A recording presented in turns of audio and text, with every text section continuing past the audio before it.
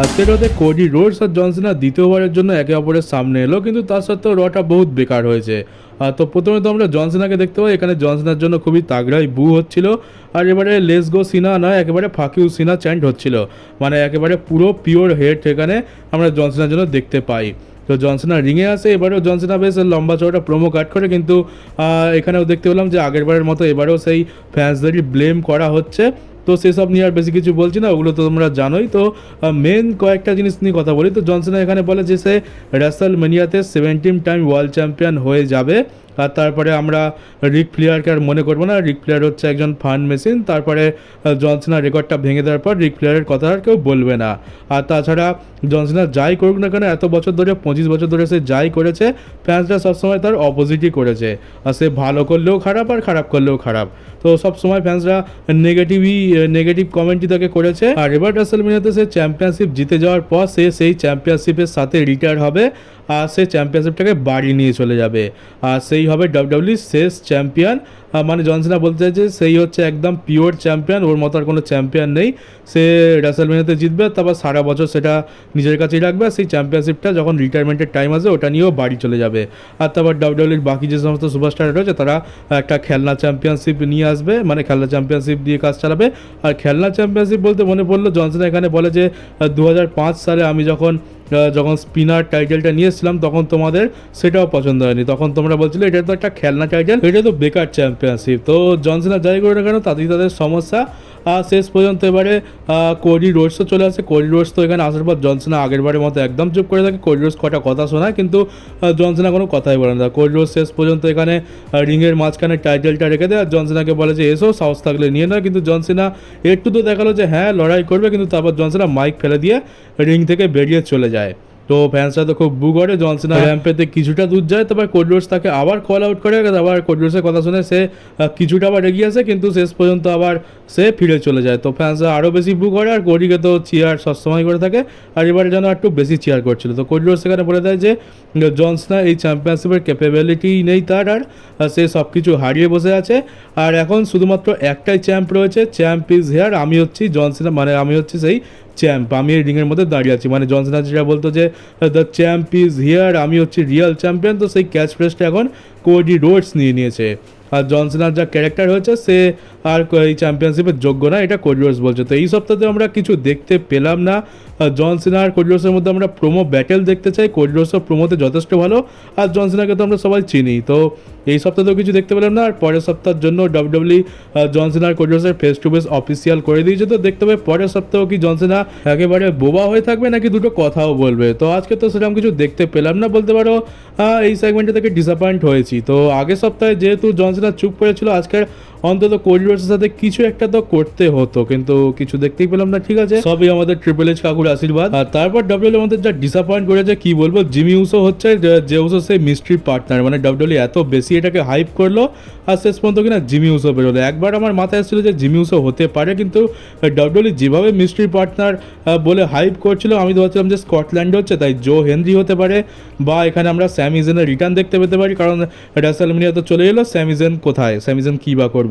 তো কিন্তু সেখানে আমরা জিমি উসোকে দেখতে পাই। ডিসঅ্যাপয়েন্টমেন্ট তো বলতে পারো, আর কী বা করা যাবে, যে উসোর সাথে বেশি কিছু এক্সপেক্টও করা যায় না।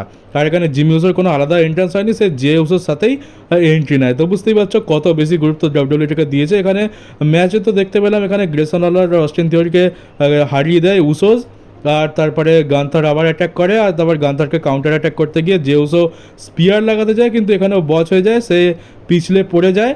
আর যার ফলে গান্থার একটু আপার হ্যান্ড পায়। মানে এবার এটা বুঝতে পারছি না যে ও ইচ্ছা করে পিছলেছে, ওটা আগে থেকে ঠিক করা ছিল নাকি সত্যি পিছলে পড়ে গেছে, কারণ দেখে তো মনে হচ্ছে যে যেও সব পিছলে পড়ে গেছে আর গান্থার ওটাকে যাও করে সামলে নিয়েছে। তো এখান থেকেও আমরা সেরকম কিছু তো দেখতে পেলাম না। আর হ্যাঁ, তোমাদেরকে বলে রাখি যে এই জিমি উসো আর জেউসো যে একসাথে মিলে ট্যাগ টিমে লড়লো, এটা কিন্তু প্রায় তারা 2 বছর পর আবার দুজনে একসাথে কোনো ট্যাগ টিম ম্যাচ লড়ছে। তো এইটা ভাবতেই অবাক লাগে যে 2 বছর হয়ে গেছে জিমি উসো আর জেউসো দুজনে একসাথে কখনো ট্যাগ টিমে লড়েনি, মানে ওয়ার গেমসে তো লড়েছে কিন্তু ওই হচ্ছে যে দুজনে কখনো সিঙ্গেলভাবে মানে দুজনে পার্টিকুলারভাবে কখনো লড়েনি। তো এটা আমরা 2 বছর পর আবার দেখতে পাচ্ছি। আর আমরা ওমেন্স ওয়ার্ল্ড চ্যাম্পিয়নশিপের জন্য 3জনের আবার সেগমেন্ট দেখতে পাই। এখানে রিয়া রিপ্লি ইলিগালভাবে ম্যাচের মধ্যে এন্ট্রি নিচ্ছে, এইটা নিয়েই কথাবার্তা হচ্ছিল। তো শেষমেশ এখানে অ্যাডাম পিয়ার্স একটা রাস্তা বার করে অ্যাডাম পিয়ার্স পরের সপ্তাহে ইও স্কাই ভার্সেস রিয়া রিপ্লির মধ্যে আবার চ্যাম্পিয়নশিপ ম্যাচ অফিসিয়াল করে দেয়। আর এখানে যে জিতবে সেই বিয়াঙ্কা ব্লেয়ারের সাথে রেসলমেনিয়াতে কম্পিট করবে। আর আমার তো মনে হচ্ছে এই ম্যাচটারও কোনো রকম রেজাল্ট বেরোবে না, কারণ ট্রিপল থ্রেট ম্যাচই আমরা দেখতে পাচ্ছি এখান থেকে।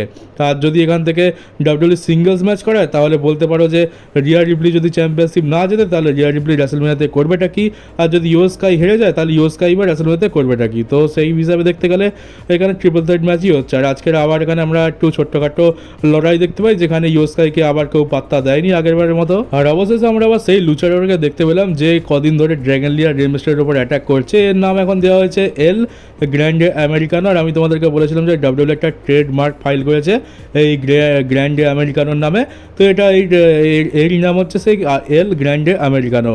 তো এখানে কী হয়েছে, চ্যাট গেওয়াল বলে যে আমি খুঁজে পেয়ে গেছি, আর সেই লুচাডর হচ্ছে এল গ্র্যান্ডে আমেরিকানো। তবে আজকের আমি ম্যাচ লড়তে পারবো না, আমার খুব শরীর খারাপ। এখানে সে একটু অ্যাক্টিং করে, সর্দি হচ্ছে, কাশি হচ্ছে, হ্যাঁচি হচ্ছে। তো ড্র্যাগন লি বলে যে ঠিক আছে, চ্যাট গেওয়াল যখন লড়তে পারবে না তখন ওই চ্যাট গেওয়ালের টিমের এল গ্র্যান্ডে আমেরিকানোই না হয় লড়ুক। তো আমরা তো জানি এটা কী ছিল। এবার আজকে যখন ম্যাচে দেখতে পেলাম তো এখান থেকে পুরোপুরি পরিষ্কার যে ওই মার্কসম্যানটা চ্যাট গেওয়াল, কারণ শরীরের শেপটা দেখেই পুরো বোঝা যাচ্ছে। আর যখন চ্যাট গেওয়াল থাকে তখন এই মার্কসম্যান থাকে না, যখন মার্কসম্যান থাকে তখন চ্যাট গেওয়াল থাকে না। তো এই স্টোরিটা ডাব্লিউডব্লিউ এইভাবেই চালাচ্ছে। এখানে দেখতে পাই যে ম্যাচের মাঝখানে সমস্ত মুভি তো এখানে চ্যাট গেওয়ালই ছিল, আর ফ্যান্সদের বুঝতে কোনো অসুবিধা হয়নি যে এটা চ্যাট গেওয়াল। ড্র্যাগন লির মাস্ক খুলে নেয় এই এল গ্র্যান্ডে আমেরিকানো, যার ফলে ড্র্যাগন লি তো মুখ লুকিয়ে নেয়, আর তারপরে অ্যাঙ্কেল লক লাগিয়ে দেয়, যার ফলে বাধ্য হয়ে ড্র্যাগন লি এখানে ট্যাপ আউট করে দেয়। এই স্টোরিটা কেমন আজব লাগছে। প্রথমে তো যখন ভেবেছিলাম যে চ্যাট গেওয়াল ওই মিস্টেরিয়াস বক্সটা পেলো, ভাবলাম যে নিশ্চয়ই ডাব্লিউডব্লিউ এর কারণে কোনো ইন্টারেস্টিং জিনিস করবে, কিন্তু এখন দেখছি এটা পুরো আলাদা হয়ে গেছে। এই মিস্টেরিয়াস বক্সে এই মার্কসটাই খুব সম্ভবত ছিল। আর এই মানে লুচাডরকে হারানোর উপায় হচ্ছে যে তুমি নিজে মাস্ক পরে লুচাডর হয়ে যাও, এটা হচ্ছে তার সমাধান। এটা কীরকম সমাধান তো বুঝতে পারলাম না। এটা সাধারণত আমরা দেখে থাকি যে লুচাডর সাধারণত মেক্সিকো থেকে আসে, কিন্তু এই লুচাডরটা আমেরিকান লুচাডর। আর এই নাকি সমস্ত লুচাডরকে হারিয়ে চ্যাট গেওয়ালের সমস্যার সমাধান করবে, মানে চ্যাট গেওয়াল নিজে সমস্যার সমাধান করবে একজন লুচাডর হয়ে। আর এটা তোমরা বলতে পারো চ্যাট গেওয়ালের দুটো ক্যারেক্টার প্লে করতে হবে, যেমন আমরা দেখেছি যে নর্মাল কেন আর ডিমন কেন। তারপরে আমরা দেখতে পেয়েছি ব্রে হোয়াইটের একটা নর্মাল ক্যারেক্টার, আর ফিন্ড ব্রে হোয়াইট একটা আলাদা ক্যারেক্টার। তো এটারই তার একটা সস্তা ভার্সন বলতে পারো, কারণ ডিমন কেন আর ব্রে হোয়াইটের মতো এটা তো অত বেশি স্ট্রং নয়। এটা হচ্ছে ওই একটা থাকবে চ্যাট গেওয়াল, আরেকটা থাকবে এল গ্র্যান্ডে আমেরিকানো। যখন এ থাকবে তখন ও থাকবে না, যখন ও থাকবে তখন এ থাকবে না। তো এটাই সাধারণত হতে চলেছে এর মেন স্টোরি লাইন। তো দেখা যাক এখানে ডাব্লিউডব্লিউ কোনো রকম ইন্টারেস্টিং কিছু করতে পারে কিনা। তবে এখন আপাতত একটু ভালো তো লাগছে, পরে এটা বোরিংও হয়ে যেতে পারে। আর আজকের আমরা সিএম পাঙ্কের একটা সেগমেন্টও দেখতে পাই, প্রোমো সেগমেন্ট, যেটা একদমই বলতে পারো টাইম পাসের জন্য ছিল। সিএম পাঙ্ক এখানে বলে যে সেথ রলিন্স একটা বাচ্চা ছেলে, সবসময় আমার কি বলে পথের মাঝখানে কাটা হয়ে দাঁড়ায়। আর তারপরে হচ্ছে রোমান রেন্স যে ভাবে যে তার ওয়াইসম্যান শুধুমাত্র তারই ওয়াইসম্যান, রোমান রেন্স আজ পর্যন্ত কারোর সাহায্য ছাড়া তার সিএম পাঙ্ককে হারাতে পারেনি। এইটা বলার পর এখানে সে অ্যানাউন্স করে যে স্ম্যাকডাউন যেটা হতে চলেছে এই সপ্তাহে, সেখানে আমরা কন্ট্রাক্ট সাইনিং দেখতে পাবো রেসলমেনিয়া ট্রিপল থ্রেট ম্যাচের। তো জাস্ট এটুকুই বলার ছিল। তো এটা তো বোঝা যাচ্ছে যে তেমন কিছু নয়। রোমানের ব্যাপারে আর সেথ রলিন্সের ব্যাপারে যা বলেছে এটা তো আমরা এই আগে স্ম্যাকডাউনে তো দেখতে পেয়েছি। তো এটা শুধুমাত্র টাইম পাসের জন্যই ছিল। আর এখানে আমার মনে হচ্ছে যে এই ম্যাচটাতে কোনো রকম স্টেক নেই, কারণ দেখতে গেলে ট্রিপল থ্রেট ম্যাচ হচ্ছে, কিন্তু না তো চ্যাম্পিয়নশিপ এখানে অন দ্য লাইন রয়েছে, আর না তো কোনো নাম্বার 1 কন্টেন্ডারশিপের ম্যাচ এটা। তো এখানে কোনো রকম স্টেক তো নেই, শুধুমাত্র একে অপরকে দেখতে পারে না, সেই জন্য এই ম্যাচটা ডাব্লিউডব্লিউ বুক করেছে। তো যেহেতু এখানে কোনো স্টেক নেই, তো আমার মনে হচ্ছে রেসলমেনিয়াতে ডাব্লিউডব্লিউ এখানে কোনো বড় সড়ো টুইস্ট আনতে পারে। আর যে আমার তো আপাতত দুটো মাথায় আসছে, একটা হচ্ছে সিএম পাঙ্ক তার ফেভার চাইবে, আর ফেভারটা হবে যে পল হেমান রোমান রেন্সের সাইড থেকে সিএম পাঙ্কের সাইডে চলে আসুক। আর দ্বিতীয় যেটা আছে সেটা বেশ ইন্টারেস্টিং বলতে পারো, সেটা হচ্ছে যে দেখতে পেলাম যে রোমান আর সিএম পাঙ্ক পল হেমানকে নিয়ে মারামারি করছে, আর মাঝখান থেকে পল হেমান পার্টি বদল করে পুরো সেথ রলিন্সের সাইডে হয়ে গেল। সেথ রলিন্সের যাবে পল হেমান গাই, রোমান রেন্স আর সিএম পাঙ্ক মারামারি করে তারপর হাঁ করে তাকিয়ে থাকবে, আর সেথ রলিন্স মাঝখান থেকে ফায়দা লুটে বেরিয়ে যাবে। তো আমার তো এই দুটো পসিবিলিটি লাগছে, তবে এই দুটো আমরা এক্সপেক্ট করে রয়েছি। তো হতে পারে যে আমরা হয়তো অন্য কিছু দেখতে পেলাম, কারণ আমাদের ট্রিপল এইচ কাকু তো আবার আমাদেরকে সারপ্রাইজ দিতে ভালোবাসে, তো এই দুটো তো এক্সপেকটেশনের মধ্যেই রয়েছে। তো হয়তো দেখতে পেলাম একদম তৃতীয় কোনো রাস্তা ট্রিপল এইচ বার করে দিল। তো আমার তো পুরো বিশ্বাস আছে যে এই ট্রিপল থ্রেট ম্যাচটা আমরা বড় সড়ো কোনো একটা টুইস্ট দেখতে পাবো রেসলম্যানিয়াতে। তারপর মেইন ইভেন্ট আছে এখানে ব্রন ব্রেকার ভার্সেস পেন্টার ম্যাচ। এই ম্যাচটা তো জানতাম কি হবে, এখানে পুরো জাজমেন্ট ডে চলে আসে। আমাদের ডমডম ভাই, ফিন বেলার, কার্লিটো সবাই মিলে লাস্টের দিকে অ্যাটাক করে দেয়, যার ফলে ডিসকোয়ালিফিকেশনে এন্ড হয়ে যায়।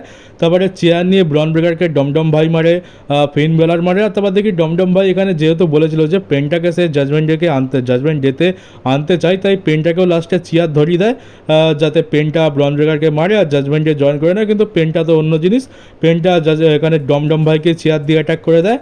আর তারপর ফিন বেলারও এখানে দেখলাম যে খুব ফার্স্ট্রেটেড। ফিন বেলার ডমডম ভাইকে বারবার বোঝাচ্ছে যে কেন করছিস এসব, পেনটা কখনো জাজমেন্ট ডেতে আসবে না, আর এসবের দরকার নেই। তো এখানে ডমডম ভাই একটু বেশি বাড়াবাড়ি করছে। তো লাস্টে কী হয়েছে, এখানে ফিন বেলার যা করে সামলায় আর পেনটাকে এখানে কুডাইডাস লাগিয়ে দেয়, আর ব্যাস এখানেই র শেষ হয়ে যায়। তো খুব একটা তো কিছু স্পেশাল ছিল না আজকের রয়ের মেইন ইভেন্ট। এখানে যা বুঝতে পারছি রেসলম্যানিয়াতে আমরা পেটাল 4-ওয়ে ম্যাচ দেখতে পাবো, ব্রন ব্রেকার ভার্সেস ডমডম ভাই ভার্সেস ফিন বেলার ভার্সেস পেনটা। এই ম্যাচটা এখানে আমার মনে হয় আরও কিছু লোক অ্যাড করা যেতে পারতো। লুড্রিকা ইজার, সেমাস, এছাড়া আরও রয়েছে ড্র্যাগন লি, রেমিস্টেরিও। তাহলে এরাই বা কী করবে রেসলম্যানিয়াতে, এদেরকেও এখানে অ্যাড করা যেত। বিশেষ করে সেমাসকে তো অ্যাড করা খুবই জরুরি এখানে, নাহলে সেমাসের মতো একজন বড় সুপারস্টার করবেটাই বা কি রেসলম্যানিয়াতে। আর তাছাড়া ইন্টার কন্টিনেন্টাল চ্যাম্পিয়নশিপ ম্যাচ যেহেতু, তো এখানে সিমাসকে তো দরকার ছিল। তবে এখন আরও কিছু সপ্তাহ বাকি আছে, দেখা যাক হয়তো পরের সপ্তাহে আমরা এই 4 জন বাদে আরও কয়েকজনকে অ্যাড হতে দেখতে পাবো। তারাও হয়তো রাইভালরিতে যোগ দেবে। সেমাস, লুড্রিকাইজার এরা হয়তো এই রাইভালরিতে ঢোকার চেষ্টা করবে। তো দেখা যাক কি হয়, আমাদের জন্য কি ওয়েট করছে। তবে আজকের মানজানাটা তো আমার বহুত বেকার লেগেছে। তোমাদের কেমন লেগেছে তোমরা কমেন্ট বক্সে জানিও। আমি তো এই জন্যই রাত জেগে দেখিনি, খুব ভালো করেছি।